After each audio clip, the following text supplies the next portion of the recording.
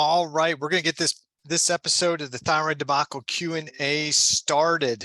For those of you who are logging in, if you have questions, by all means, there's put it into, you can ask your question, and as soon as we get a chance to check out the questions, we'll try and get your question answered. We have a number of questions that have already been sent in, so we'll try and get those answered. And I say we, unfortunately, Dr. Kelly had her Wi-Fi go out in our last podcast that we were doing with someone, so she will not be joining. Kelsey's still on maternity leave, so all you have is me today. So I've got a bunch of questions that came in. I'll go through them.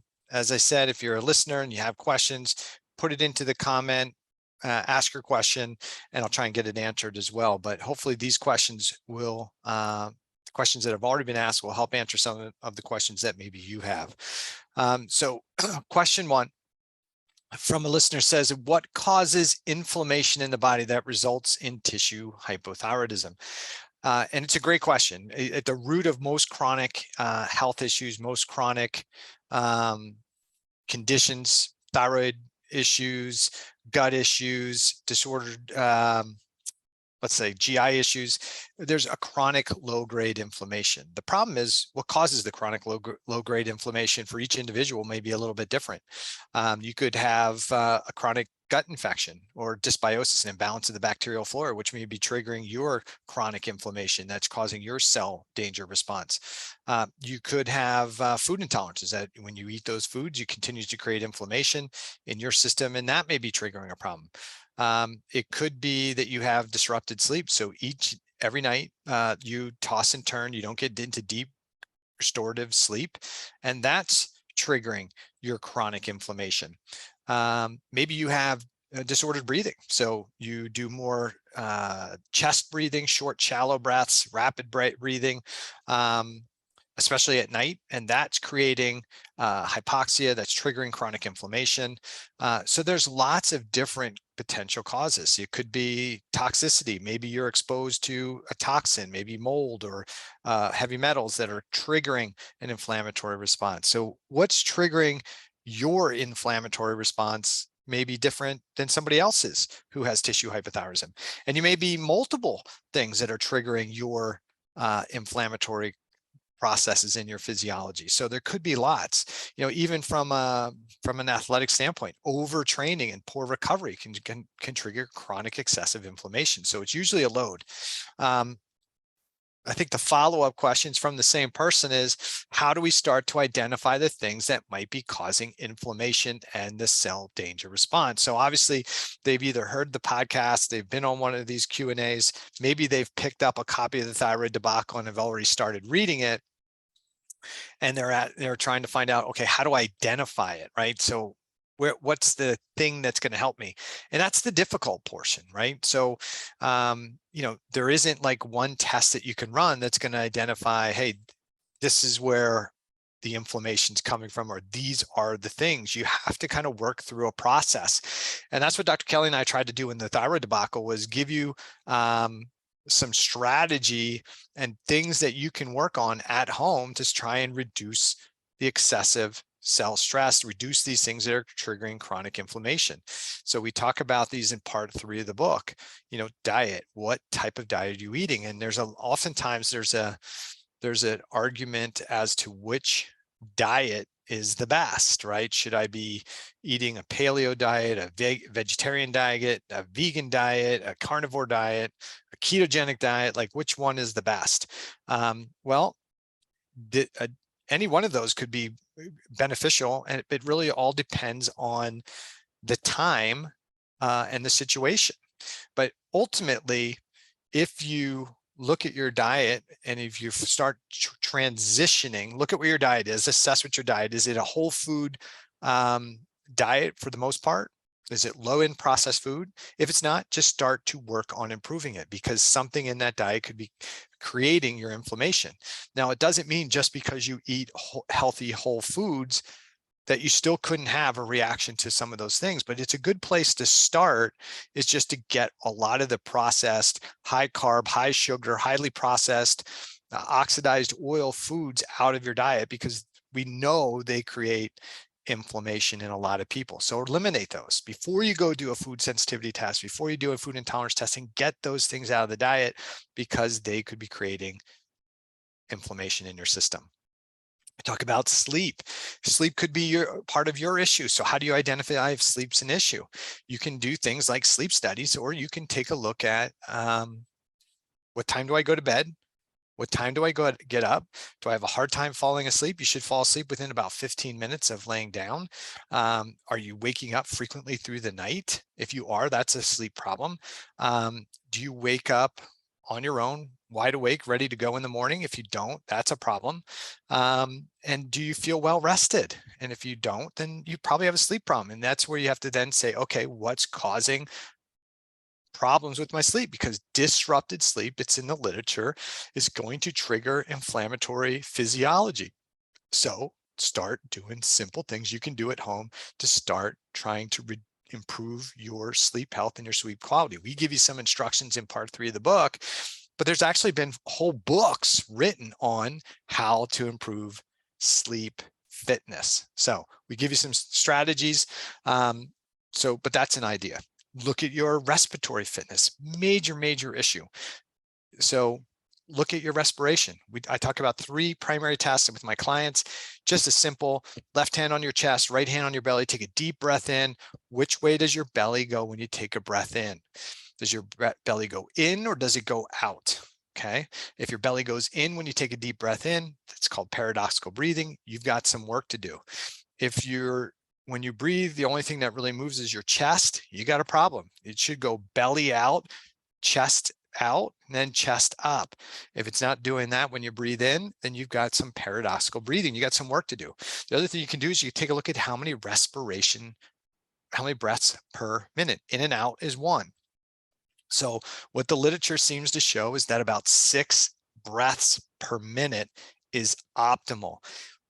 And the average American adult is probably breathing 16 or more breaths per minute. So what can you do to assess if respiration is part of your problem? Count how many breaths per minute. If you're over 16, definitely if you're over 12, you got work to do some breathing exercises to reduce how many breaths per minute, to do a better job of exchanging oxygen and carbon dioxide, getting more oxygen to your tissues. So focus on doing some of that work. The last test I talk about with clients is the controlled hold breath time test. And that's how long you can hold your breath before you have a sign of anxiousness or panic with no breath in the system. So you breathe all the air out, clamp your nose, keep your mouth shut, and see how long you can hold your breath until you get a little panicky. Optimally, that should be closer to 40 seconds. If you're down in the 10, 20 second range, you got some work to do. So if you do some of those breath tests and you find out that, hey, I don't breathe well, or you're a mouth breather, that is probably creating chronic inflammation in your system. So you got to work on it. It doesn't cost much to work on it. Matter of fact, it probably costs nothing to work on your breathing. And that can be one of the things to identify, or that's things you can take a look at. We talk about emotional fitness and physical fitness and habitual fitness. We talk about all these different fitness factors in the book, how to assess them, and strategies that you can apply to reduce those things. If you've done all those things and you're still struggling, then the other ways you can identify what might be causing inflammation is to actually run comprehensive blood chemistry panel and run inflammatory tests as well. Most people, when they're getting blood work done, aren't getting inflammatory tests done. What are they? CRP, homocysteine, fibrinogen, uric acid. We could take a look at ferritin. You could take a look at alkaline phosphatase. These are all inflammatory markers. And based on which one of those is elevated, it might give us some ideas to where tissues are impacted or where that inflammation may be coming from. and then we can narrow in as to what might be creating some of the chronic inflammation that's causing the cell danger response and causing your thyroid hormone not to convert from T4 to T3, but to be deactivated, resulting in your hypothyroid signs and symptoms. The other thing to do is you can run specific tests, and a functional GI test is one test that can give you an idea of what might be causing some of the inflammation. When we do a functional GI test, the one that I use currently is called the Vibrant Gut Zoomer. It's got 7 markers of inflammation on it. And based on the inflammation markers, we can get a better idea of what's creating the problem. Is it just bacterial dysbiosis? Is it loss of the short chain fatty acids? Is it problems with biophysiology? Is it some type of pathogenic organism? Is it immune reactivity to maybe foods? Is it hyperactive immune system? Is it suppressed immune system? Some individual tests can give us more data as to what might be causing the inflammation. But the important thing is it's not like a clear-cut thing that everybody's going to have the same thing causing their inflammation.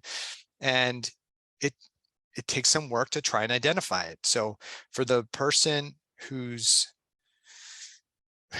had hypothyroid signs and symptoms for a while or just new to the process, the easiest thing that you can do, not the easiest, but the simplest thing to do is start looking at what we talk about in part 3, your fitness factors, the thing that determine your level of overall health. Evaluate each one of those categories.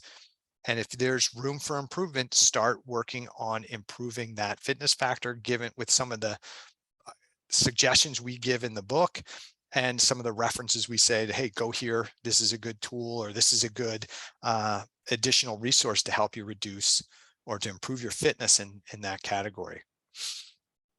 So question 3 that came in was, this person says, I was on T4 therapy and felt better initially, then it stopped helping. Another practitioner put me on T4 T3 combination. I'm guessing that's a glandular. Maybe it was T4 and T3 separately. They don't specify here what that was. And they say, I felt better initially, but now that doesn't seem to be working. What am I supposed to do? Why is it not working? Someone recommended taking T3 only. Should I give that a try? Well, let me say, first of all, I'm not providing medical advice. I'm not a medical doctor. I don't prescribe medications, but I'll give you some insight into what they're asking. This is not an unusual thing to happen. We see this happen quite a bit. Somebody gets diagnosed with hypothyroidism, gets put on thyroid medication. Initially, doesn't matter which one it is, initially they feel better because they were deficient overall. Now they get some thyroid hormone, they feel a little bit better. We call it the honeymoon period. And then after a period of time, they start to plateau and regress. And then they go back to their doctor and they say, hey, I still feel hypothyroid. I don't think this is working. And sometimes the doctor will say, no, your labs look good. We're not changing it. Sometimes the physician will say, well, we'll just give you more and that'll make it feel better. And sometimes you'll go to, it'll happen is what happened with this person is they'll go to a different practitioner and that practitioner will say, well, you are only taking T4. You need T4 and you need T3. So we're going to put you on both. And sometimes that really helps to get some additional T3. Some of those times, sometimes people will be like, wow, that makes a real difference having a little bit of T3. But ultimately what we also hear is what happened in this situation is she got the T4 up and down with a dose, my guess wasn't helping. Then she got some T3 and it was like, ooh, I feel better. And then that plateaued. And I'm guessing that maybe she went up and down with the T4 and the T3 combination. If it was a glandular, just increasing the compounded or the glandular. And then that stopped working. So why does that occur? And what is she supposed to do? Well, the reason it occurs is probably based on what we talk about in the book, on my podcast, on these Q&As, is that cells operate in one of two modes. They're either in low stress manufacturing mode, where they want to bring a lot of T4 in from the bloodstream, convert it to T3, and then T3 can go back out into the bloodstream to go support other tissues. If the other mode that we typically work in is more of a cell stress or cell danger mode, in that situation, the body doesn't want to bring a lot of T4 and T3 into the cell because it wants a lower T3 state. And so my guess is this is a person who had cell danger physiology going on. They were downregulating their thyroid hormone conversion probably for a while. When the cell danger response occurs for an extended period of time, we start to get thyroiditis on the thyroid gland. We start to get loss of function of the thyroid gland. And then finally, maybe after weeks or months of symptoms, somebody might eventually get diagnosed with primary hypothyroidism. You get the T4 if you are really deficient. Just even a little bit of T4 is probably going to give a boost to some cells and tissues. You might feel better, but the problem is the cell danger response is still there. So the body initially gets the boosted thyroid hormone. That's like, oh yeah, we don't want to increase metabolism, and then the body starts to deactivate some of that thyroid hormone that you're taking. The solution here is, as she asked, what am I supposed to do? Should she do T3 only? Well, if she did T3 only, she might feel better because she'd have to be taking a much higher dose of T3 than she's probably taking now. And she might feel better initially. I see this all the time. People start on 5 micrograms and they go to 10, and then they go to 20, and they go to 30, and then they go to 40. And I got one person right now who's at 80 micrograms of T3 and still feels hypothyroid. Right. And so I've got another client, I think, who's on 80 micrograms and 150 micrograms of T4 at the same time and still feels hypothyroid. So what's going on? These people are in, and this may be this woman, her physiology is acting from danger. It's not in homeostasis, it's in allostasis. So cells in danger are going to try and slow down their metabolism. They're going to favor the deactivation of thyroid hormone. It doesn't matter if you take T4 or T3 or a combination of T4 or T3. The cell physiology is trying to slow down its metabolism and ramp up cell defense, and there's really good reason for the cell physiology to be down regulated. So more is not going to be better. Different types of thyroid hormone dose might make you feel better temporarily, but I don't recommend that she go to just a T3 only. I would recommend that she work with a functional medicine practitioner to reduce what's ever creating the excessive cell stress in her situation, work to eliminate those stressors or reduce those stressors the best you can, because the goal is to reduce those things so that the danger physiology goes away, and then the cells and tissues can start to recover. You got to remember, as long as we're in danger physiology, we're not in heal, rebuild, regenerate, repair mode. We're in patch it up and keep in the fight, unfortunately. So oftentimes people get frustrated when they're doing, like, I worked on my gut and I'm having problems again. And that's because many times their physiology is still in danger mode. And so they're not going to heal their GI tract. While we give them the antimicrobial or an antibiotic, or we give them some gut repair support formula, they feel good for a while. But then in a very short period of time, when those things go away, they go right back to the way they were. Why? Because the environment's the same, the terrain's the same. They're still working from this danger physiology perspective. And so it doesn't really matter what type of thyroid hormone. I will provide some kind of caution to those that do T3 only or start taking T3, feel better, dose up, and then they wind up dosing up higher and higher doses of T3. It really becomes difficult for some people to start weaning back off of the T3 medication. So be really cautious with that model if you decide to go that way. If your only goal is to normalize the T3 in the blood, take T3 therapy, but that normalizing the blood doesn't necessarily fix what's going on in the cells and tissues. And I see plenty of people that have done T4 and failed, T4 and T3 as a glandular and failed, T4 and T3 as separate medications taken at the same time and have felt better and then failed.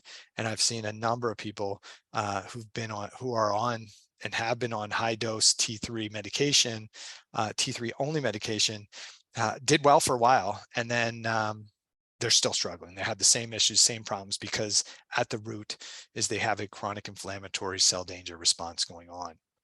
So the next question, I didn't see if any of the listeners have a question, go ahead and put your question in. I'll be sure to kind of jump on and get it in.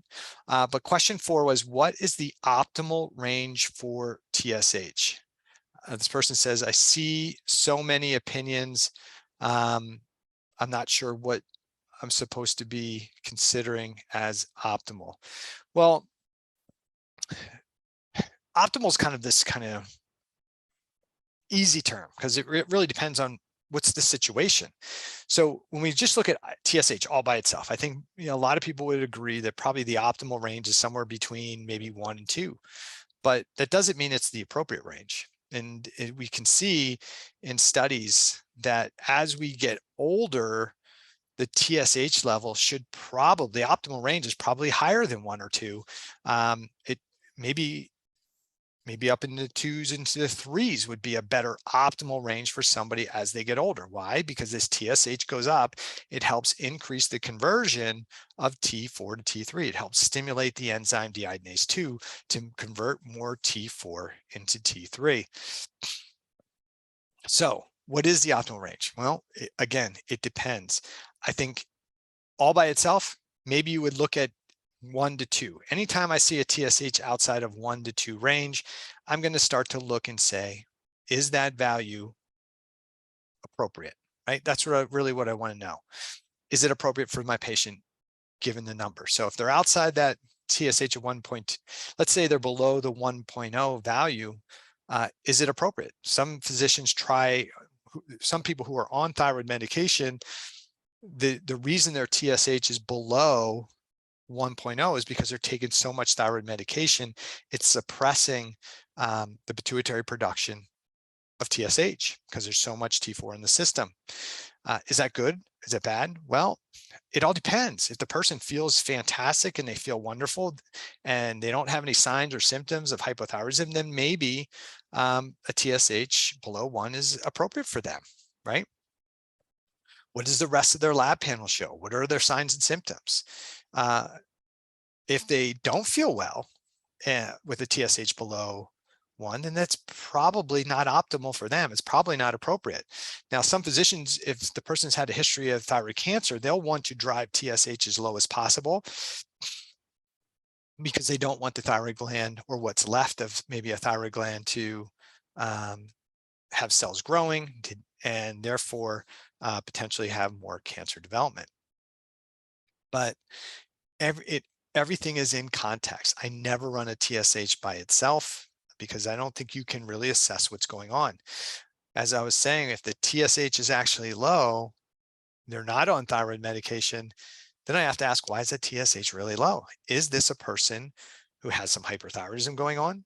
Well, we'd have to look at the rest of the thyroid panel to get an assessment of that. We'd have to look at their signs and symptoms. Is this person experiencing more hyperthyroid symptoms or hypothyroid symptoms with that low TSH? If they're experiencing more hyperthyroid symptoms and the low TSH, I got to chase that down. Do we have a hyperthyroid condition? If they're experiencing more hypothyroid symptoms and they have a low TSH, then I have to consider, is it their medication that they're taking too much medication that may suppress it? Is this a person who's taking a medication that may suppress TSH?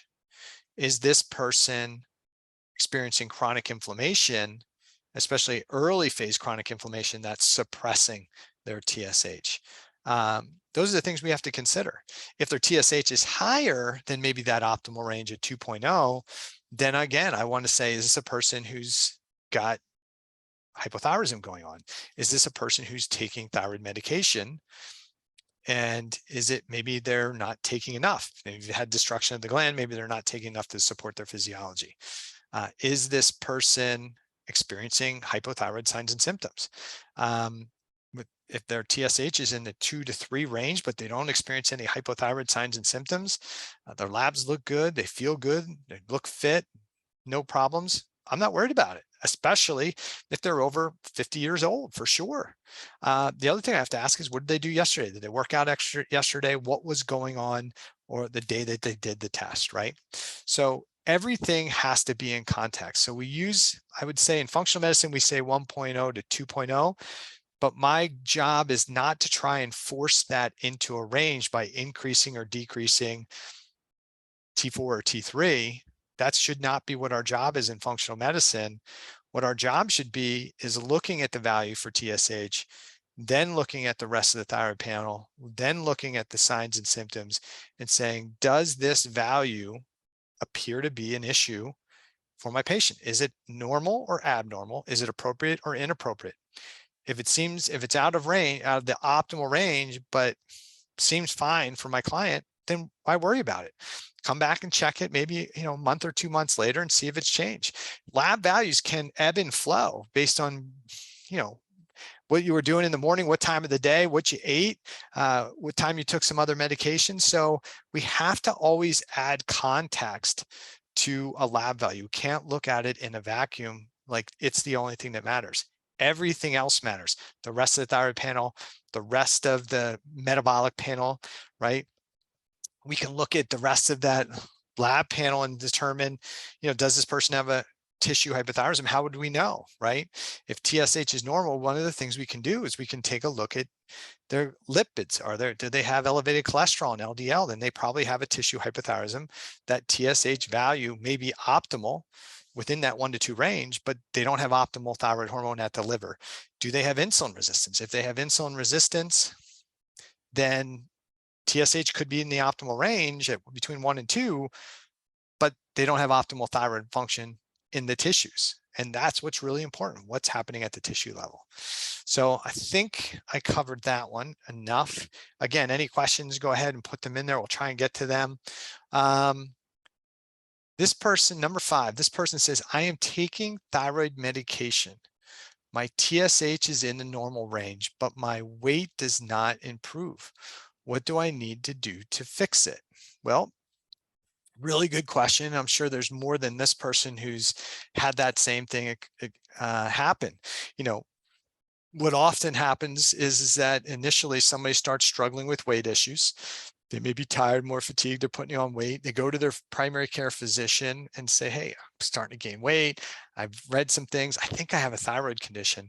And their primary care will run a TSH with a reflex to T4. If TSH comes back within a normal lab reference range, which is a little bit broader than the 1 to 2, it's more like 0.45, depending on the lab. It could be 4.5, it could be 6, could be higher. But if it's within the lab reference range, they may say you don't have a thyroid problem. But if you're gaining weight and you have slower metabolism, then your thyroid physiology is not working optimally, or we could say it's not working in a homeostatic state, meaning there's 2 states in the body we talked about at the beginning. We either working from allostasis, a high stress state, or homeostasis, which is a low stress state. In homeostasis, we want to burn off the reserves. We don't want a lot of extra body fat. We're not storing a lot of extra nutrients, because the way physiology should work when it's optimized is if I eat more calories than I need, then what happens is as soon as I start storing more calories, the fat cells that are doing the storage send signals to the brain and send a hormone signal called leptin to the brain to say, hey, stop eating, we're satisfied. And that leptin at low levels will help the conversion of T4 to T3 to increase your metabolism. When you're gaining weight, obviously that system's not working efficiently, because you're gaining extra body fat. You're not burning it right off again. And so something's wrong with the physiology. So if you're gaining extra body weight, especially body fat, I should say, then regardless of what your TSH is, you've got a metabolism problem. Changing your TSH may not change the fact that you don't have optimal tissue thyroid physiology. It will not necessarily change the fact that your cells are in danger mode. It will not necessarily change the fact that your body's in storage mode and not in calorie burn mode. Okay. So how does this person go about trying to fix their weight if their TSH is normal and they're taking if they're taking thyroid medication and their TSH is normal? Why aren't they losing weight? How do they fix it? This ties into the first 3 questions that we already kind of talked through. Ultimately, you've got to start to take a look at your health and your life and your physiology and say, what systems are struggling here? What's creating excessive cell stress? Is it thoughts? Is it emotions? Is it trauma? Is it organisms? Is it disrupted sleep, disordered breathing, lack of physical fitness, too much physical fitness? Is it environmental toxins? Like, what is it in your situations that's creating that excessive stress? And don't discount the things like what goes on between the 6 inches of your ears. If you're a negative thinker, you're always worried about things and stressing about things, that'll change your physiology. That'll put you in danger mode. Don't discount the fact that your poor breathing, especially at night, is probably resulting in a slow progressive down regulation of your metabolism that's causing you to store belly fat. Okay. So you have to just work through this process. If you already have a copy of the book, The Thyroid Debacle, the 3rd section of the book talks about these fitness factors and the things that you can do on your own to start improving your level of health and your level of fitness in each of those categories. So do that, because those are the things we lay out there. I think almost all the suggestions we have are pretty much free. Right. And if you do those things and you raise your level of health and you still have challenges, that's when you're going to want to bring in, for sure, the functional medicine practitioner to help you understand, okay, what systems, especially metabolic systems, are really struggling here. Even though I've improved my diet, improved my lifestyle, worked on my sleep, worked on my breathing, something is still creating a problem here. And that's when we can do more specific testing to find out, okay, yeah, you also have a leaky gut. We're going to have to fix the leaky gut. You have bacterial imbalance. Even though you're breathing, doing breathing exercises, it's not changing your respiratory rates, not improving your oxygen exchange. So maybe we need to tweak something. But if you pick up a copy of The Thyroid Debacle, part 3 of the book is going to help you improve give you some instructions on how to improve each aspect of the fitness factors. Okay, so that's the place to start, and those are the things to do first, many times. Question 6: what is the best way to lower antibodies so they don't destroy my thyroid gland? All right, so this is a good question. What's the best way to lower antibodies? This is going to sound like a cop-out, but the best way to lower the antibodies so you don't have as much thyroid gland destruction is to identify the stressors that are creating the cell danger response. Because when cells perceive danger, they release danger signaling particles. They release inflammatory chemicals to warn all the other cells that something's going wrong, there's danger, and that allows the other cells around that cell that's being threatened to then stiffen their cell membrane, wall off, don't allow nutrients to come in, reduce the oxygen coming in to prevent maybe that same threat from affecting them. But those cells in danger can also release what we call DAMPs and PANTs. These are danger-associated molecular patterns or peptides and pathogen-associated molecular peptides. So DAMPs are pieces of the cell that are released into the bloodstream, and they go out to the bloodstream to tell the immune system, hey, I'm the tissue being damaged, come help me. PAMPs are pieces of organism that are thrown out into the bloodstream by the cell to tell the immune system, hey, this is the thing that's causing the danger. Find this wherever it's at and get rid of it. And so those things go out into the bloodstream. If this becomes a chronic thing, then these same DAMPs and PAMPs that are meant to activate the immune system can actually bind to your thyroid gland. And when they bind to your thyroid gland, it can initiate a self-destruction at the thyroid gland. And so when you have this self-destruction going on because these DAMPs and PAMPs bind to the thyroid gland, the thyroid cells themselves send out signaling chemicals to the immune system, to the white blood cells, to come in to the thyroid gland, and that's what's causing most of the damage. I was taught, and I think a lot of people have been taught, and a lot of people continue to promote the idea that the thyroid antibodies, TPO and thyroglobulin antibodies, are like little Pac-Men eating away your thyroid gland. The current literature doesn't seem to kind of stand by that. What the literature seems to show today is that thyroglobulin antibodies don't cause any damage to the thyroid gland, and that the TPO antibodies, the big bad boogeyman against the thyroid gland, or at least that's what we've been telling people, causes very little damage, if any, to the thyroid gland itself. So some people promote, hey, take high dose vitamin D, take black cumin seed oil, do things that are going to suppress the immune system so that there's less antibodies, because if there's less antibodies, then you'll have less destruction of the thyroid gland.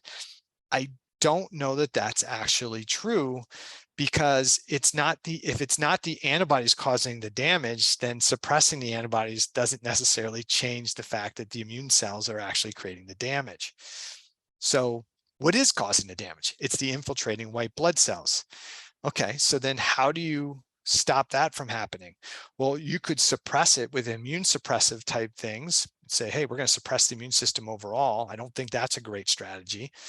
Or you could say, why is the immune system causing the damage? Well, if we go back to the analogy or the discussion that the DAMPs or PAMPs binding to the thyroid cells is triggering some of the damage, then we can ask the next question, which is, what are the organisms that may be triggering, that may be impacting the cells that's causing the release of these PAMPs? We could also say, what's causing damage to the cells and tissues of the body that's resulting in the DAMPs being released? And if we chase those things down and address those things, then what I've seen, and I'm sure what other physicians have seen, is instead of directly trying to manipulate a TPO antibody, you just address the root cause issues. And when you address the root cause issues, antibody production goes down on its own. Now, there's a follow-up question here. And I think that follow-up question comes down to this, which is, if the underlying issue is to lower the antibodies, right? Let me say it this way. Some people identify that the antibodies are the issue. And if they don't have antibodies, they don't have Hashimoto's, which is the immune process. And if they do have antibodies, they have Hashimoto's, which is an autoimmune condition. If you live in the United States and you have hypothyroidism, it's really, really highly likely that what's causing your thyroid gland damage, your primary hypothyroidism, is your immune system. So it's an immune-driven problem. Antibodies, no antibodies, it's an immune-driven problem. Now, the immune system, this is a very simplified version, but there's what we call a Th1 and Th2 side of the immune system. And a lot of times, hypothyroidism and this thyroiditis is Th1 driven. So in the beginning, somebody may have a lower antibody production because their innate immune cells are doing most of the damage. It's not often until later, when we see the shift from Th1 to Th2 dominant, that we start to see a lot of antibodies show up. So I think when you're looking at antibodies, consider the fact that you want to watch the trend of the antibodies, but your goal shouldn't be to suppress them. If they come down, that's probably, and you feel and function better, that's probably a really good sign that there's less damage occurring at your thyroid gland. But it doesn't mean there isn't damage being done, right? Because if you're Th1 dominant, you may not make a lot of antibodies. The caveat is true as well. You may say, hey, I don't have Hashimoto's because I don't have antibodies. And then as your immune system is getting healthier and you're getting healthier and your immune system is getting more balanced, you may start to show antibody production even though you feel better. So now, are you worse because you have antibodies? No, your immune system is now starting to go from Th1 dominant to maybe more balanced or a little Th2 dominant. And so now your body is able to produce those antibodies it couldn't produce before. And so you're seeing them, but it doesn't mean that there's necessarily more destruction.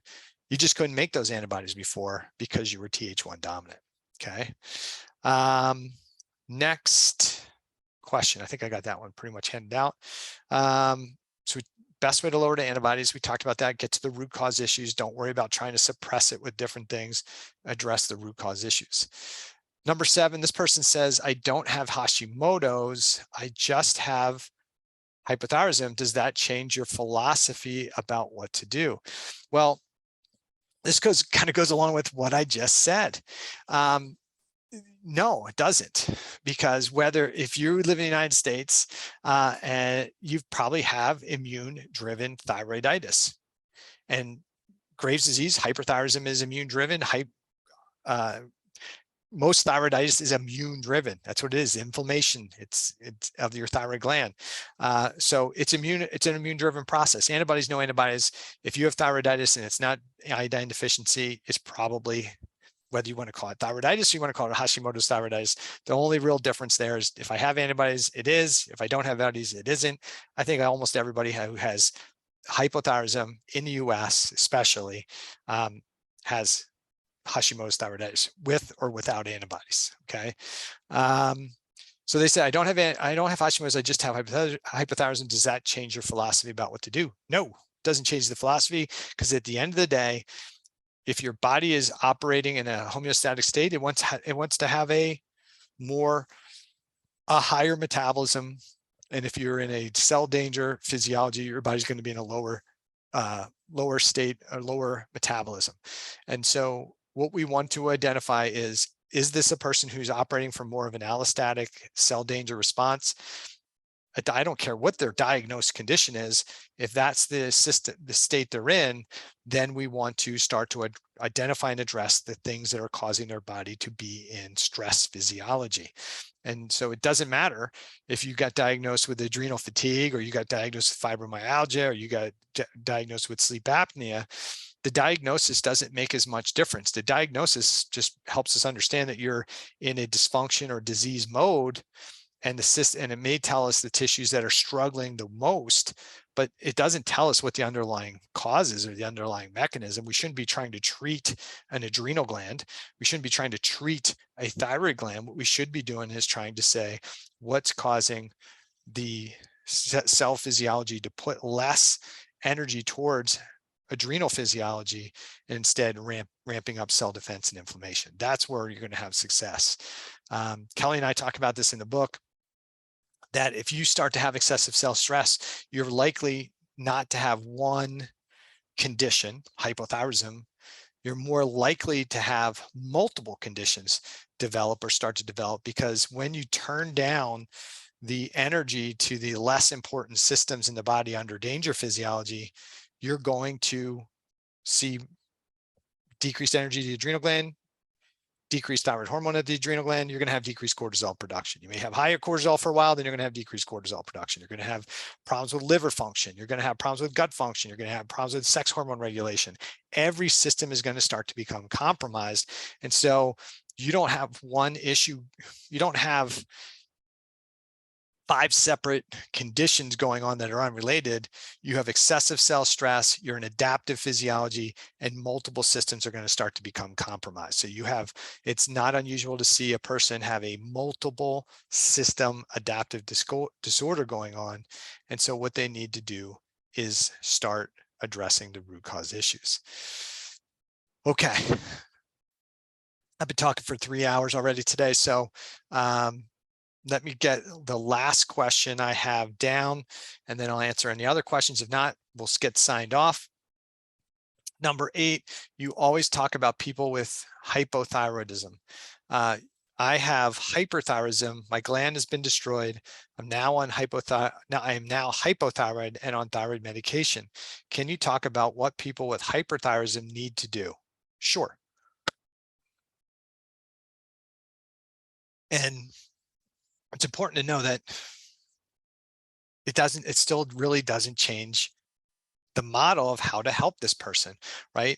If you have hyperthyroidism, it's typically Graves' disease, and it's an immune-driven problem, right? And so somebody comes in, ablates your thyroid gland, radiates it, but shuts down the gland to limit the amount of thyroid hormone that's being dumped out into the system. And so if once the thyroid gland destroyed, you were hypothyroid, but now you're hypothyroid because the gland can't make it. And so if the only issue was just that there was a problem at the thyroid gland, then what should happen is if the gland is damaged and destroyed, you're going to be put on thyroid medication. Most people are put on T4. And if there's no problems with excessive cell stress, there's no inflammatory mechanisms going on, there's no gut issues, there's no sleep disruption issues, none of those other issues going on, then what should happen is the thyroid hormone, you get T4 or maybe a T4 with some T3, that should normalize your blood values and normalize your signs and symptoms. If that doesn't happen, gland or no gland, then you still have the same things we've been talking about the whole time. You still have this excessive cell stress that's reducing your body's ability to take that thyroid hormone that you're getting as a medication and converting it into T3. So people get frustrated. Well, I was hyper. That was in the past.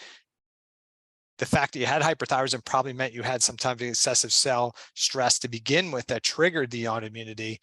But once your gland is damaged and destroyed, it doesn't change anything. If you want the thyroid hormone medication that you're getting to work better, to work more efficiently, to make you feel and function better, you got to address the root issues that drove that immune inflammatory state to begin with, because that, by addressing those, that's what's going to allow you to convert that T4 to T3 medication better. But if you've had hyperthyroidism, I would still be wondering what triggered that and go back to what's causing the excessive cell stress that's resulting in the hyperthyroidism. All right. So if anybody's got any final questions, I'll take them. Otherwise, I appreciate you coming on for this Q&A session. And we'll be back, I think, next month to do another session, another Q&A session. And Dr. Kelly will be back on. Hopefully she'll have her Wi-Fi up by that point in time. If you haven't done so yet, go out and get your copy of the Thyroid Debacle. It's available on Amazon, Barnes & Nobles, and Balboa Press, and you can get your copy of the book. It's in hard copy, soft copy. I think there's a Kindle edition. Kelly and I may try and plan on getting an audio version done maybe in the next couple months, but our next project is trying to get a course together for everyday people and for physicians based on the thoughts and the principles in the Thyroid Debacle. So stay tuned for that. If you have any, if you have gotten the book, please go to Amazon, Barnes & Nobles, and give us a review. Let us know what you think about the book. If you have any questions regarding anything we talked about today, if your question didn't get answered, wherever you watch this video, just put it into the chat, ask your questions, and we'll be sure to get those questions handled next time. All right. So take care, everybody. Have a great day, and thanks for attending.